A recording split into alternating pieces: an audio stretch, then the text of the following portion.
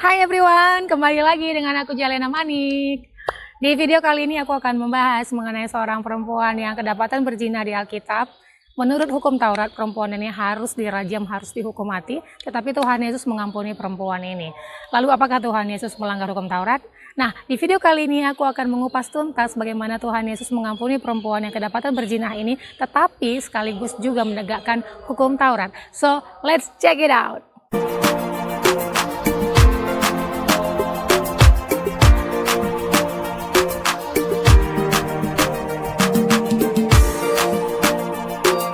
Pertemuan Tuhan Yesus dengan perempuan ini merupakan sebuah pertemuan yang paling dramatis menurut aku. Entah puluhan kali aku sudah menonton film Passion of the Christ, dan ketika aku melihat adegan pertemuan perempuan ini dengan Tuhan Yesus, itu merupakan sesuatu yang sangat powerful menurut aku, dan itu selalu menyentuh hatiku yang paling dalam, dan aku tidak pernah tidak menangis ketika menonton adegan itu. Itu merupakan gambaran dari aku yang penuh dosa. Aku seperti perempuan ini, aku layak mati, aku layak dirajam dan layak dipermalukan di depan orang banyak. Tetapi Tuhan Yesus datang untuk mengampuni dosa-dosaku. Dan itu sangat mengharukan sekali menurut aku. Kisah ini dimulai ketika Tuhan Yesus mengajar di Bait Allah pada hari raya Pondok Daun. Setelah dia selesai mengajar orang-orang pulang ke rumahnya masing-masing, begitu juga dengan murid-muridnya. Tuhan Yesus pergi ke Bukit Zaitun. Aku membayangkan bahwa Tuhan Yesus menghabiskan malamnya begitu dingin di lereng bukit. Mungkin dia menghabiskan banyak waktunya berdoa di sana, atau bisa juga memang dia tidak punya tempat tinggal untuk beristirahat. Lalu keesokan harinya dia kembali lagi ke Bait Allah untuk mengajar orang banyak, dan itu pagi-pagi hari sekali. Setelah itu, pada saat dia sedang mengajar orang banyak, datanglah orang-orang Farisi dan ahli-ahli Taurat membawa seorang perempuan yang kedapatan berzina, dan menempatkan perempuan ini di tengah-tengah. Lalu mereka berkata kepada Tuhan Yesus, "Guru, kami sudah mendapat perempuan ini sedang berbuat zina. Kalau Musa dalam hukum Taurat memerintahkan kita supaya perempuan seperti ini harus dirajam, harus dihukum mati. Lalu apa pendapat guru?" Pertanyaan mereka itu sebuah umpan untuk menjebak Tuhan Yesus. Ini dilema sekali gitu loh. Pertama, kalau Tuhan Yesus bilang perempuan ini harus dirajam dan harus dihukum mati sesuai dengan hukum Taurat, maka orang-orang Yahudi dan ahli-ahli Taurat itu akan melaporkan Tuhan Yesus kepada pemerintahan Romawi sebagai seseorang yang telah melakukan kejahatan. Sementara orang-orang Yahudi pada waktu itu di bawah otoritas pemerintah Romawi, mereka tidak diberikan izin untuk membunuh seseorang gitu.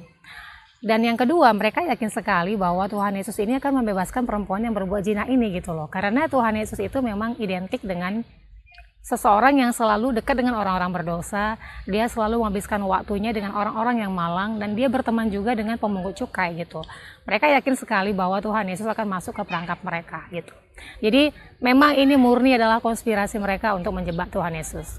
Ketika nanti Tuhan Yesus membebaskan perempuan ini, maka mereka akan mengatakan bahwa Tuhan Yesus itu adalah Mesias palsu yang melanggar hukum Taurat seperti itu. Jadi pasti Tuhan Yesus kejebak gitu, mereka yakin banget gitu loh. Mereka juga ingin membuktikan kepada orang banyak bahwa mereka jauh lebih baik, mereka jauh lebih pintar daripada Tuhan Yesus. Mereka ingin melindungi kehormatan mereka sebagai seorang pemuka agama dan ahli-ahli Taurat, tetapi dengan cara menipu dan menipu orang lain dan menjelekkan orang lain. Itu kan parah banget gitu loh. Di sini sesungguhnya dosa terbesar adalah dosa kesombongan yang ditunjukkan oleh ahli-ahli Taurat dan orang-orang Farisi ini, bukan dosa perzinahan yang dilakukan oleh perempuan ini. Mereka sengaja menjebak Tuhan Yesus di tempat keramaian. Mereka benar-benar ingin merusak reputasi Tuhan Yesus Kristus. Mereka ingin Tuhan Yesus Kristus mengatakan dua hal yang bertentangan, yaitu menentang pemerintahan Romawi dan juga menentang hukum Taurat seperti itu. Mereka pura-pura peduli akan hukum Taurat, tetapi sesungguhnya mereka tidak peduli sama sekali. Sama halnya dengan mereka tidak peduli kepada perempuan ini. Karena kalau memang mereka peduli dengan hukum Taurat, tidak seharusnya perempuan ini diseret kepada Tuhan Yesus Kristus. Seharusnya perempuan ini diseret, diadili di bawah pemerintahan Romawi sesuai dengan hukum Taurat supaya perempuan ini dihukum mati gitu loh. Karena memang Tuhan Yesus tidak punya otoritas untuk itu. Mereka juga tidak ada niat untuk berdiskusi tentang kitab suci dengan Tuhan Yesus Kristus. Mereka sudah sering kalah argumen dengan Tuhan Yesus Kristus, itu sebabnya dia datang untuk menyerangnya. Imamat 20 ayat 10 dan Ulangan 22 ayat 22 mengatakan bahwa jika seorang pria kedapatan berzina dengan istri sesamanya manusia, maka kedua orang itu harus dihukum mati, baik laki-laki maupun perempuan itu. Nah, pada kasus ini bagaimana mereka menangkap perempuan ini? Di mana laki-laki yang bersama dia? Mereka kan sudah tertangkap basah berdua. Kenapa hanya perempuannya yang diseret untuk dipermalukan? Mengapa laki-lakinya tidak ada? Jadi kita jelas banget lihat latar belakangnya, memang ini murni sekali sebuah konspirasi gitu loh. Bisa aja laki-laki yang telah terjebak dengan perempuan ini, bisa saja mereka kenal dan mereka sengaja biarkan dan tidak dihukum. Atau memang bisa juga itu laki-laki yang mereka sewa untuk menjebak perempuan ini, seperti itu. Lalu kita lihat bagaimana Tuhan Yesus menghadapi situasi yang sangat canggung ini, bagaimana dia menghadapi peristiwa nyata ini yang di depan mata, rajam sudah sangat dekat ini. Kemudian Tuhan Yesus membungkuk dan menulis sesuatu dengan jarinya di tanah. Jangan pikir bahwa Tuhan Yesus sengaja mengulur waktu karena tidak tahu harus memberikan jawaban kepada orang-orang Farisi dan ahli Taurat gitu ya. Nggak seperti itu gitu. Mereka ahli-ahli Taurat dan orang-orang Farisi itu sudah tidak sabar, lalu mereka terus mendesak Tuhan Yesus supaya Tuhan Yesus memberikan jawaban. Akhirnya Tuhan Yesus berdiri dan berkata kepada mereka, "Barang siapa di antara kamu yang tidak berdosa," atau terjemahan aslinya ya, "barang siapa di antara kamu yang tanpa dosa, biarlah dia yang pertama kali melempari batu perempuan ini." Dia katakan seperti itu. Dan hasilnya mereka semuanya tercengang, terdiam, udah speechless, nggak bisa lagi berkata apa-apa. Karena memang tidak ada satupun dari mereka yang menyangka bahwa Tuhan Yesus akan bertindak demikian. Mereka memang yakin banget bahwa Tuhan Yesus itu akan membebaskan perempuan itu sehingga Tuhan Yesus masuk kepada perangkap mereka gitu. Tetapi di sini yang terjadi adalah justru mereka lah yang masuk kepada perangkap Tuhan Yesus Kristus. Dan pada akhirnya tidak ada satupun dari mereka melempari batu perempuan itu. Dan akhirnya mereka pergi satu-satu, mulai dari yang tertua sampai yang termuda secara pelan-pelan. Saya tahu banyak orang menggunakan ayat ini untuk mengatakan kepada sesamanya, kita jangan dihakimi supaya kita pun tidak dihakimi. Tapi di sini bukan itu yang Tuhan Yesus ajarkan gitu loh. Ini memang murni bahwa orang-orang pemuka agama itu dan ahli-ahli Taurat itu memang berpikir tidak baik, tidak benar gitu loh. Mereka memang sengaja ingin menjebak Tuhan Yesus dan mereka adalah orang-orang munafik gitu loh. Sengaja ingin membuat Tuhan Yesus supaya masuk kepada perangkap mereka gitu. Itu sebabnya Tuhan Yesus mengatakan hal itu kepada mereka. Jadi kita jangan lagi salah menggunakan ayat ini. Lalu Tuhan Yesus bangkit berdiri dan bertanya kepadanya, "Hai perempuan, di manakah mereka? Tidak adakah seorang pun yang menghukummu?" Kemudian perempuan itu menjawab bahwa tidak ada Tuhan. Lalu Tuhan Yesus mengatakan bahwa aku pun tidak menghukummu, pergilah dan jangan berbuat dosa lagi. Aku pun tidak menghukummu. Mengapa Tuhan Yesus mengatakan hal itu? Mengapa Tuhan Yesus memaafkan perempuan itu? Apakah perempuan itu tidak bersalah karena semua orang akhirnya meninggalkan dia? Ya, bisa saja karena itu. Tetapi itu bukan sebabnya Tuhan memaafkan perempuan itu. Alasan sebenarnya Tuhan Yesus memaafkan perempuan itu dan tidak memperkarakan masalahnya adalah karena memang tidak ada saksi. Saksinya sudah pergi karena sudah didiskualifikasi gitu loh. Jadi sekarang ini juga misalnya kalau kita berbuat kejahatan dan kita diadukan ke pengadilan gitu ya, dan tidak ada saksi di sana yang menuduh kita, maka hakim itu akan menolak kasus kita gitu loh, karena tidak ada saksi.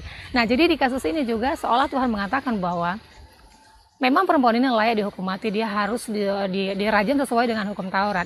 Tetapi seolah Tuhan mengatakan bahwa biarlah aku yang menjadi algojonya.